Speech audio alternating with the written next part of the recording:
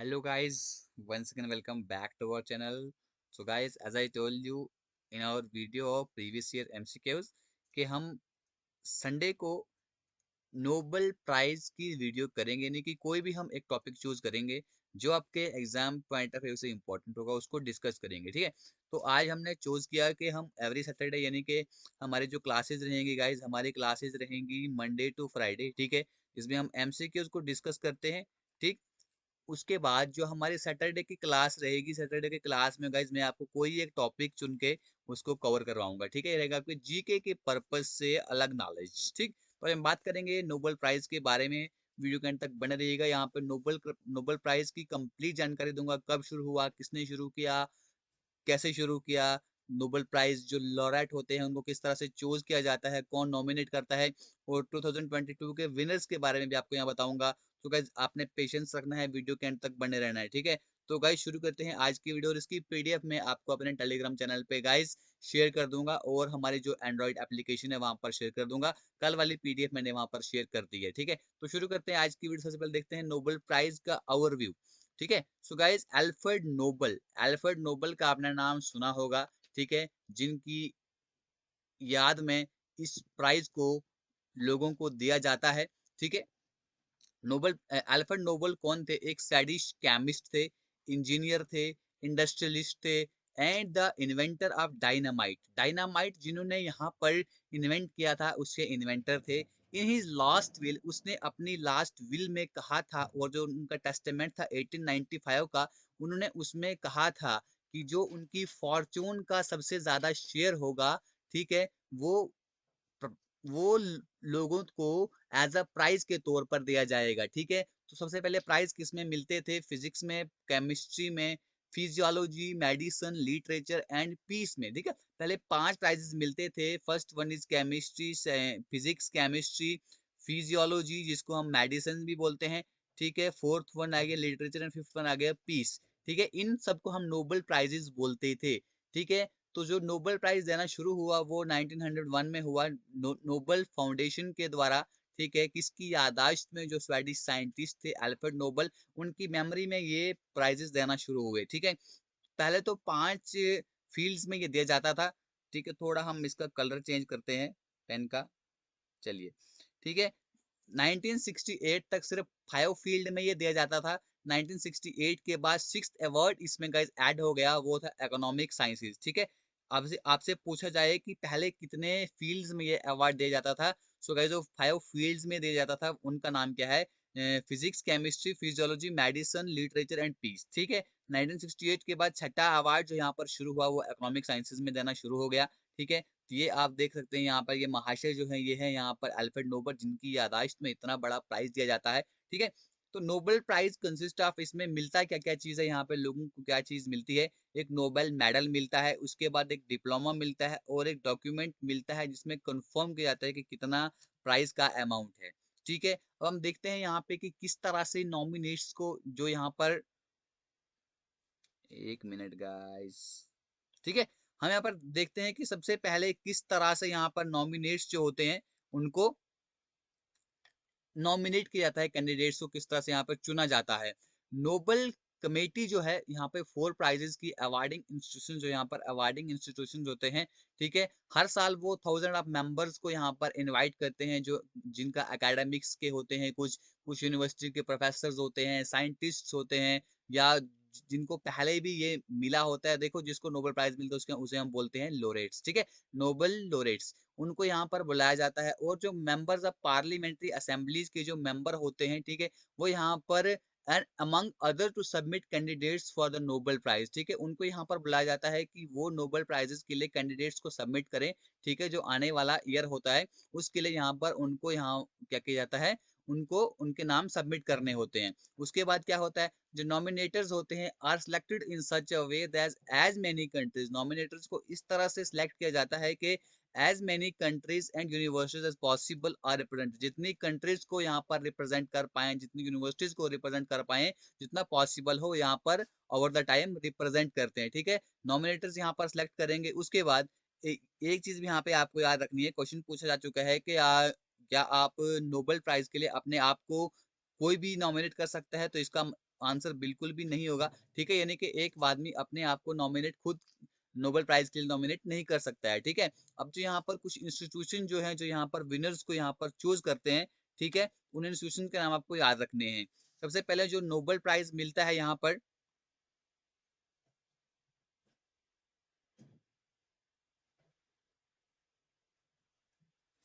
जो guys Nobel prize यहाँ पर मिलता है फिजिक्स में और केमिस्ट्री में जो नोबेल प्राइज मिलता है, ठीक है, इसके लिए जो लोग चुनकर आते हैं उनको चुनती है यहाँ पर royal Swedish academic of sciences जो है, ठीक है, फिजिक्स के नोबेल प्राइज के लिए और केमिस्ट्री के नोबेल प्राइज के लिए वो उनको चुनते हैं। ठीक है, उसके बाद नोबेल प्राइज इन फिजियोलॉजी और मेडिसिन, अगर हम फिजियोलॉजी और मेडिसिन की बात करें तो वहाँ पे जो यहाँ पर मेंबर्स होते हैं जिनको नोबेल प्राइज मिलता है उनको कौन सिलेक्ट करता है, तो गाइस उनको सिलेक्ट करता है कैरोलिंस्का इंस्टीट्यूट। ठीक है, ये मेडिसिन के लिए या फिजियोलॉजी के लिए उनको नोबेल प्राइज के लिए यहाँ पर सिलेक्ट करता है।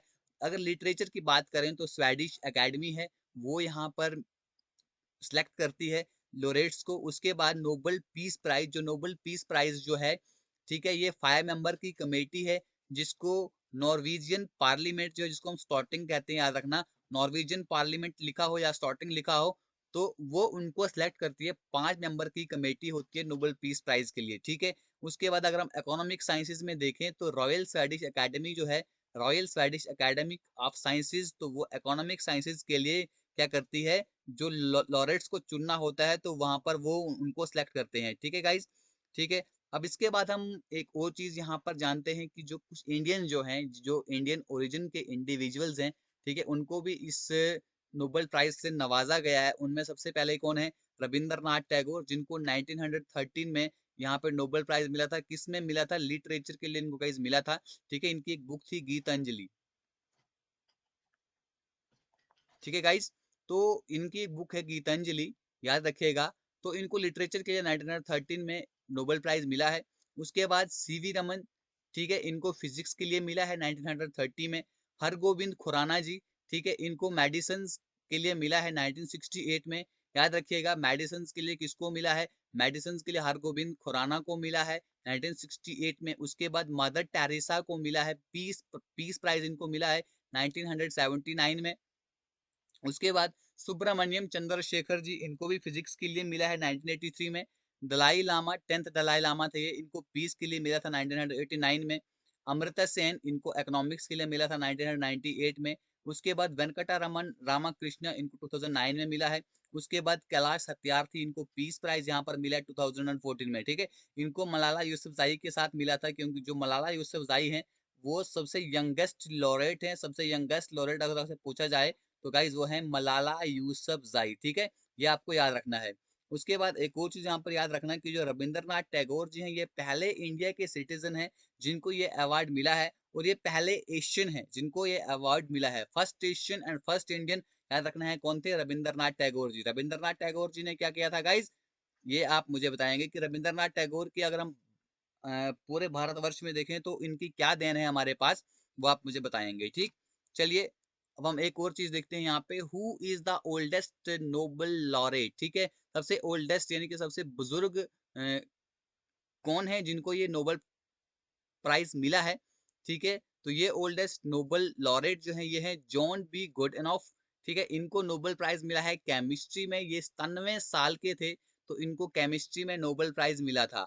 ठीक है, 2019 में इनको नोबेल प्राइज मिला था केमिस्ट्री में, ये जॉइंटली अवार्ड किया गया था। ठीक है, जॉइंटली भी ये 3 लोगों को ये अवार्ड जॉइंटली मिल सकता है।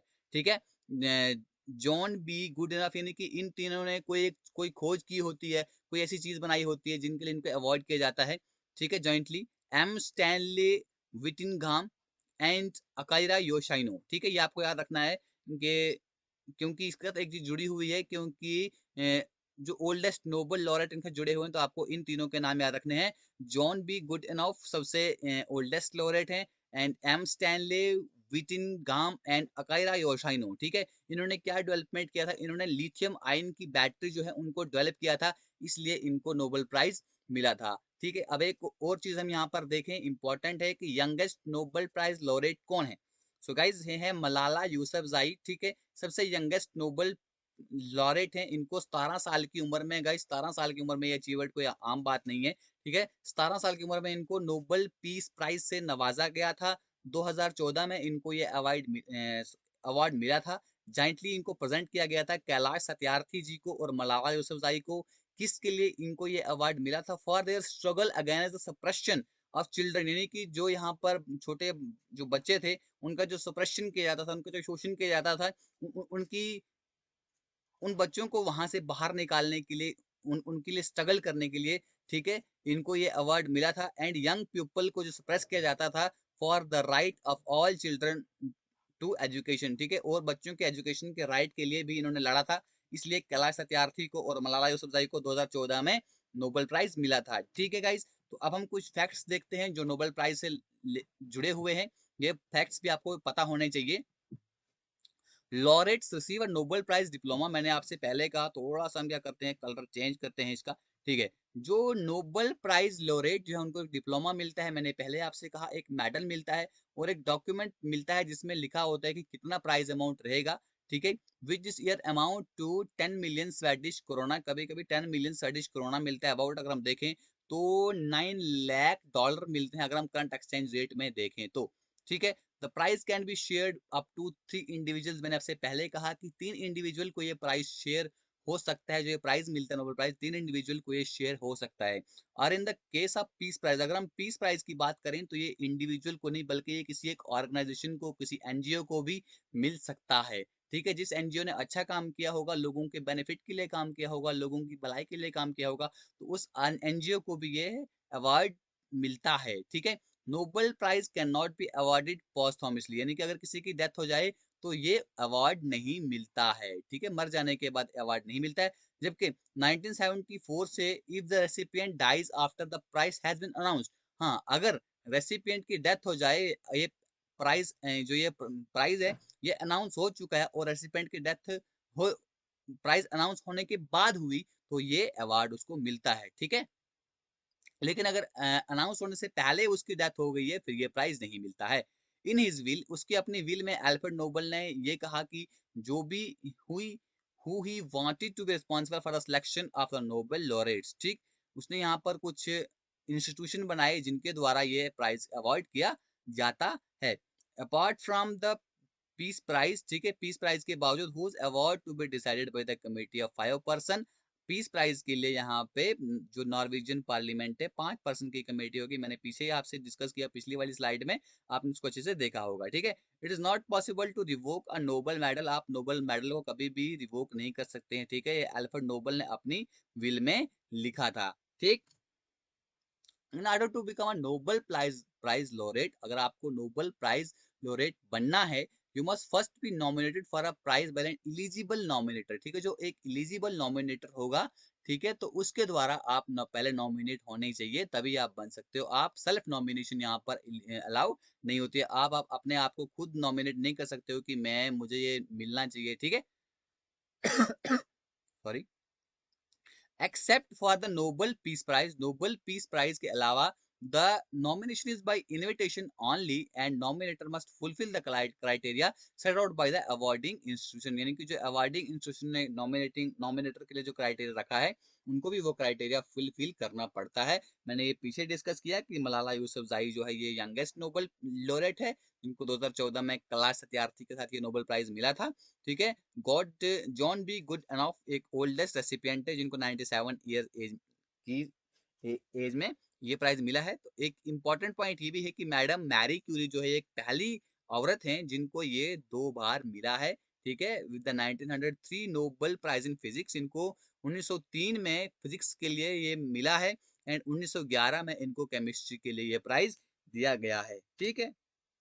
अब हम बात करते हैं जो हमने पहले ही कहा था कि 2022 में किस किस को ये प्राइज यहाँ पर दिए गए हैं।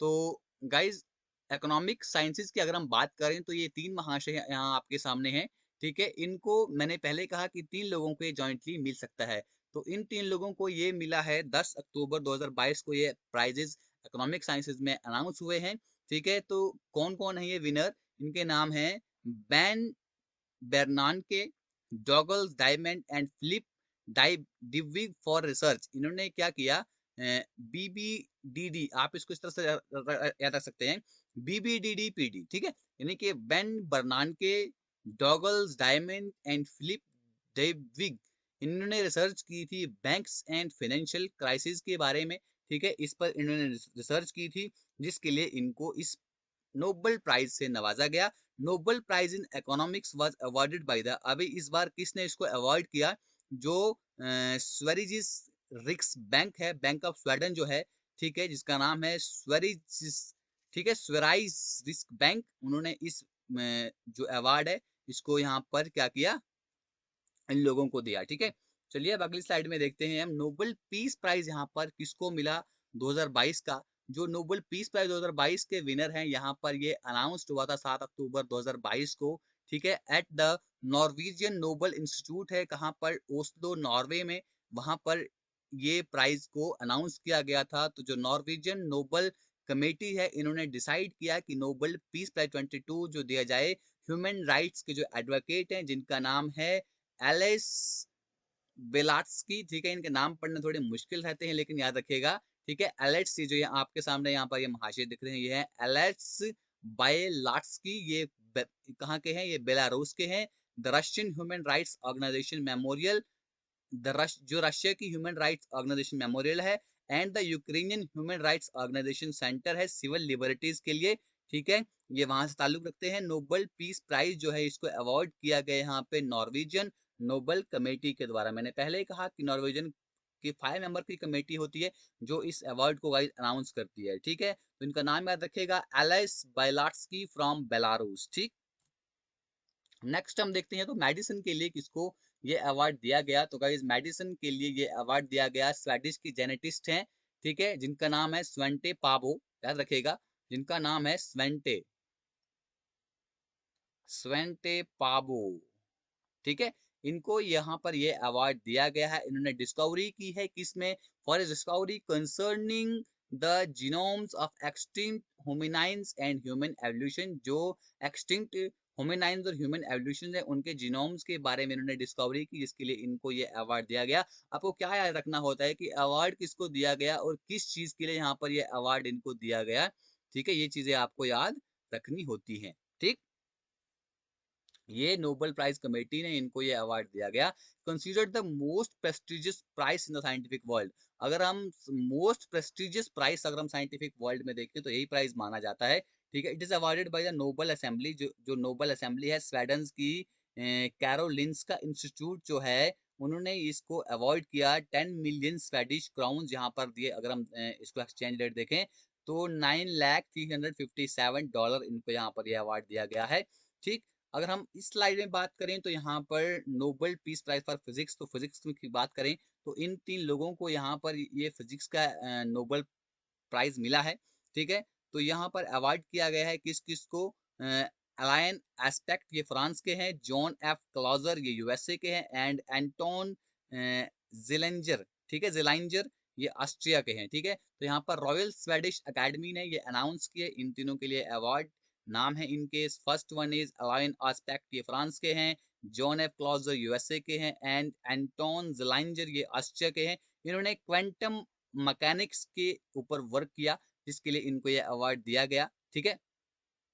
इन्होंने एक्सपेरिमेंट किए with entangled photons, establishing the violation of Bell inequalities and pioneering quantum information science, इन 3 चीजों के बारे में इन्होंने कोई इन्वेंशन किया है, खोज की है, जिसके लिए इनको फिजिक्स के में नोबेल प्राइज दिया गया है, ठीक है। इन तीनों के नाम याद रखेगा और किस चीज के लिए उनको मिले, क्वांटम मैकेनिक्स पर इन्होंने वर्क किया, जिसके लिए इनको नोबेल प्राइज दिया गया, ठीक। सो गाइस अगर हम बात करें यहाँ पर केमिस्ट्री के लिए, तो केमिस्ट्री में इन 3 लोगों को यहाँ पर प्राइज दिया गया है, ठीक है। नोबेल पीस प्राइज को अवॉर्ड किया गया है किस किस को, जॉइंटली कैरोलिन और बैटोजी मॉर्टन मेल्डल एंड के बैरी शार्पलेस, ठीक है। इन 3 लोगों को यहाँ पर ये अवार्ड दिया गया है। इन्होंने क्या चीज की है, for the development for click chemistry and bio orthogonal chemistry, ठीक है। इन चीज इनकी इस फील्ड में, क्लिक केमिस्ट्री के फील्ड में इनको डेवलपमेंट करने के लिए इनको अवार्ड दिया गया है। Royal Swedish Academy of Sciences in Stockholm में इनको ये अवार्ड दिया गया है। 3 have been awarded for their work in, इन्होंने सिंपली अगर बात करें तो क्लिक केमिस्ट्री के लिए इनको ये अवार्ड दिया गया है। नाम क्या है इनके, कैरोलिन और बेटोजी मॉर्टन मेल्डल एंड के बैरी शॉर्पलेस, ठीक है। चलिए देखते हैं नेक्स्ट स्लाइड।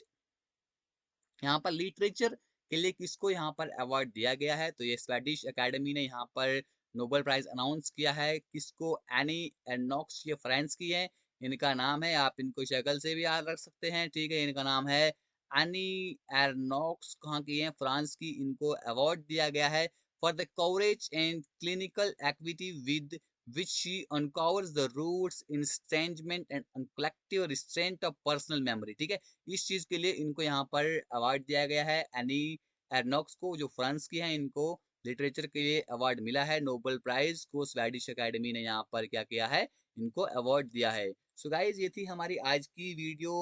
आई होप कि आपने इसमें से कुछ सीखा होगा, ठीक है। तो अच्छी लगी होगी वीडियो, तो वीडियो को गाइज लाइक कीजिएगा, चैनल को सब्सक्राइब कीजिए ऐसी और वीडियोस के लिए, और आपकी क्लासेस कंटिन्यूसली चलती रहेंगी। हमारी एप्लीकेशन को गाइज डाउनलोड कीजिए प्ले स्टोर से जाकर, इसका नाम है जुपिटर क्लासेस, ठीक है। आसानी से आपको उसका लिंक मैं डिस्क्रिप्शन बॉक्स में दे चुका हूँ, वहां से जाकर इसको डाउनलोड कीजिए। तो खत्म करते हैं आज की video guys. Thank you, God bless you all, जय हिंद।